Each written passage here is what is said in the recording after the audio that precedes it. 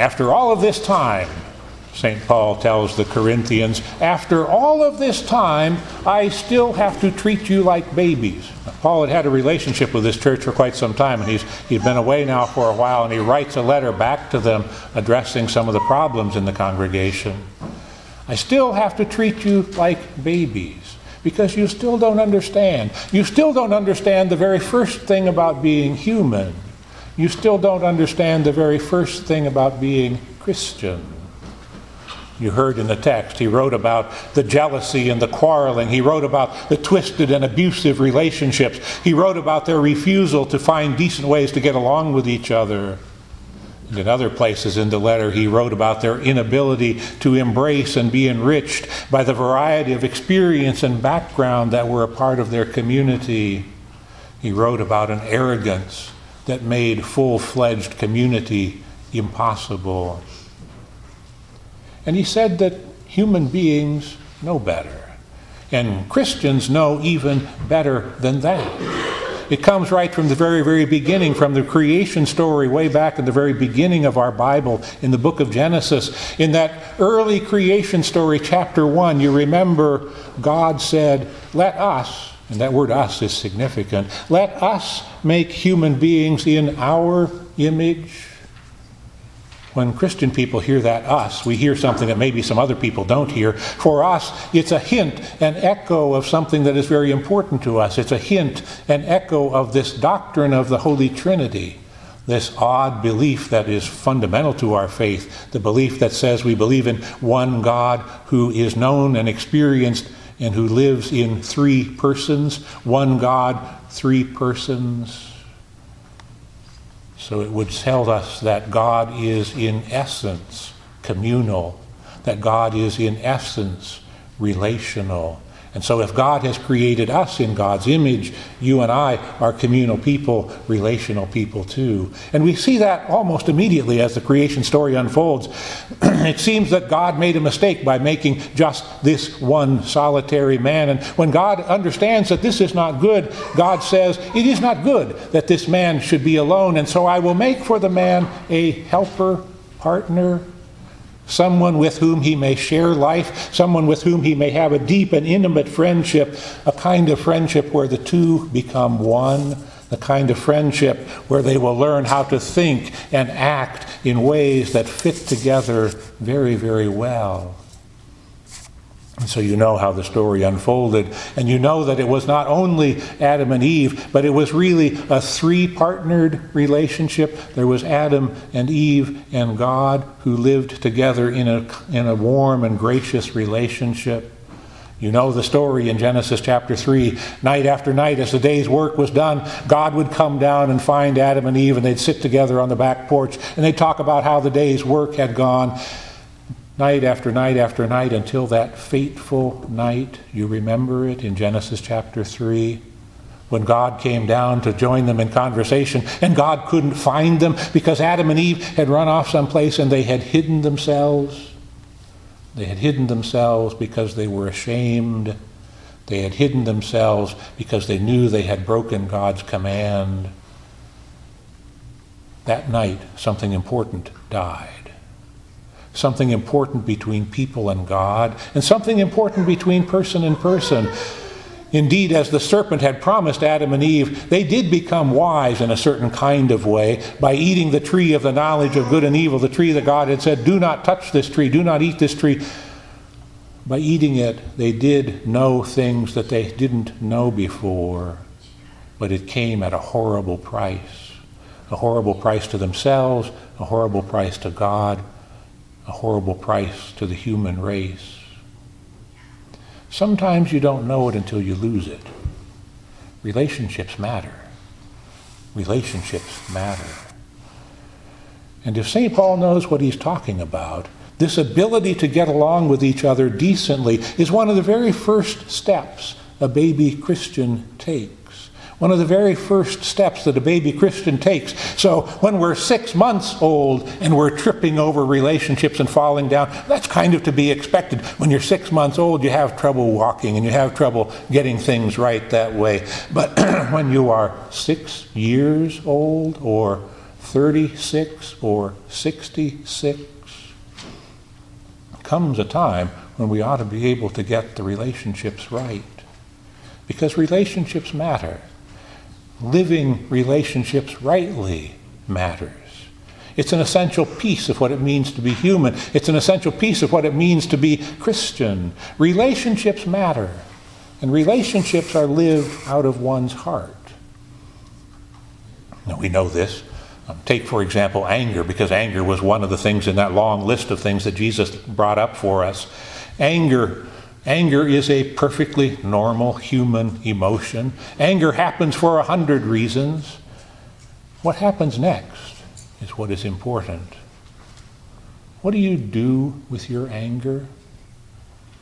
Do you let it escalate? What do you do with your anger? At first, when you get angry, perhaps your anger is focused on some particular deed. Somebody did something that is wrong. Something is wrong. And if the anger can focus on what is wrong, if the anger can provide energy for setting right what was wrong, if it can concentrate on straightening the thing out, then maybe the anger is useful.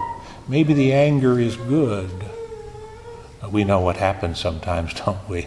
Sometimes we get angry and the focus turns away from the deed and starts to turn toward the person who did the deed. And pretty soon we're involved in name-calling and insulting and character assassinating. And no longer is resolving the issue good enough. Now you want the perpetrator dead. Not literally dead, of course, but you know what I mean. And because you know what I mean, you understand how Jesus can make this link between anger and murder. When anger takes over your heart, when anger destroys a relationship that would otherwise matter, well, we know that story. Sooner or later, one place along the way or other, we have been characters in that story. And we know at that moment that it was not one of our finest moments. So what does Jesus tell us? Jesus said, so when you are offering your gift at the altar, when it's time for the offering plates to pass, if you remember that your brother or sister has something against you, go first and be reconciled, and then come and offer your gift, which are words that scare the daylights out of the church treasurer. Need the money today, we need the money this week. And if we took this saying literally, we would have to ask if there's any point in passing the plate this morning. Thankfully, we passed it already, so we don't have to worry about that now.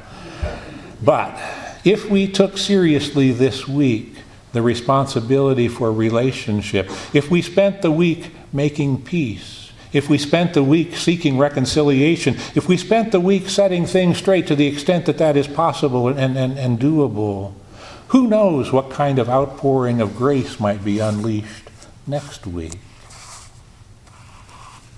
Relationships matter. Especially that relationship that is our most intimate relationship, the relationship that makes us one flesh with another person. You know how easily it is to damage that relationship, and I know how easy it is. The temptations and the opportunities are all around us. You just look here, you just look there. See it? It's everywhere. A gaze that lingers a bit too long, a touch that turns into a caress. One thing leads to another, and pretty soon there's trouble.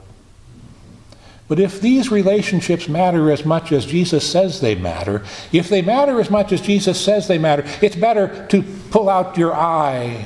It's better to chop off your hand than to harm your relationship with your spouse, with your partner, with your mate.